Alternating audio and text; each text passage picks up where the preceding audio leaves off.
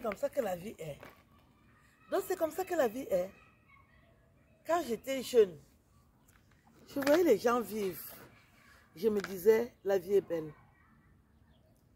Je voyais tout le monde était souriant. Donc en fait, ils cachaient les larmes.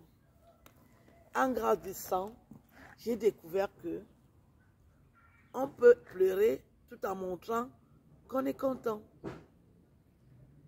On cache les drames pour ne pas faire peur, pour ne pas attirer les regards.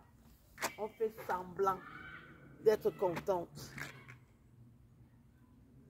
Quand on vieillit, on découvre les blessures, les cicatrices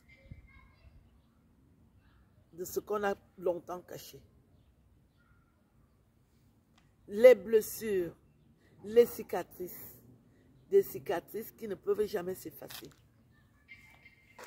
Parce que c'est des cicatrices très profondes de ce qu'on a vécu. Et en face, tu as affaire à quelqu'un qui ne sait pas s'excuser, qui n'a même pas envie de s'excuser et qui ne s'excusera jamais. Et tu es toujours avec. Tu fais semblant. Tu es dans l'hypocrisie. C'est ça qui tue l'Africain. Faire semblant. Être hypocrite. Ne jamais se l'avouer que c'est quelque chose qui ne t'amènera nulle part. On passe le temps, les Africains, nous passons le temps à faire semblant, à encaisser les blessures, à vivre avec les cicatrices. Juste à ce que mort s'en suive. C'est pas prendre les décisions. Quitter le mal.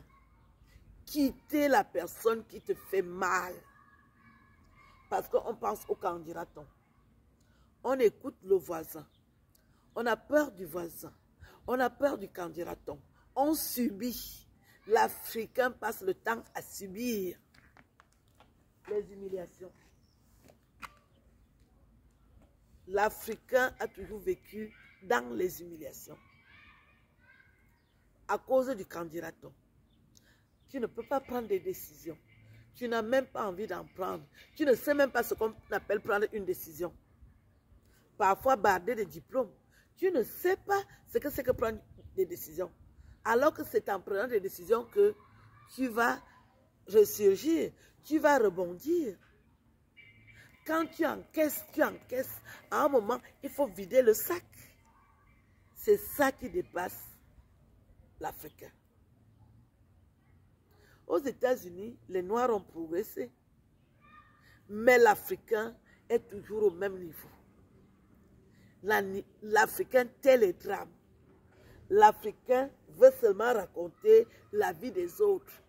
Mais sa vie est moche. Sa vie est truffée de scandales. Mais à cause de l'hypocrisie et du qu'en dira-t-on, il couvre, il s'assoit dessus. Il le brûle, il préfère brûler. Et vivre avec les cicatrices.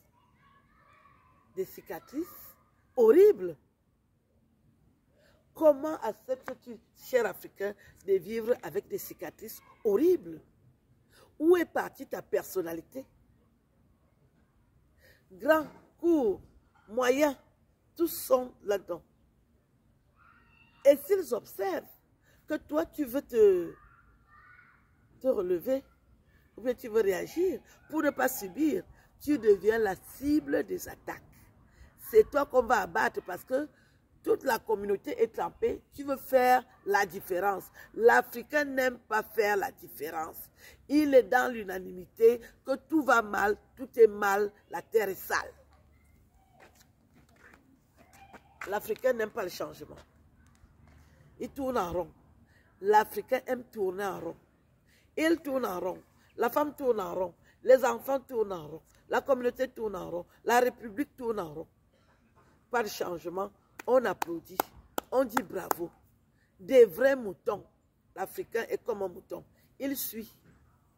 Jamais il s'arrête pour dire je vais où. La réflexion. L'Africain ne veut pas réfléchir. Il suit le peloton. Tu suis, tu vas où? Tu sais qu'ils vont où? Tu ne peux pas te poser les vraies questions. Je vais où? Tu as 50 ans, tu suis toujours. Tu ne peux pas t'arrêter et demander que je vais où. Ça, c'est l'Africain.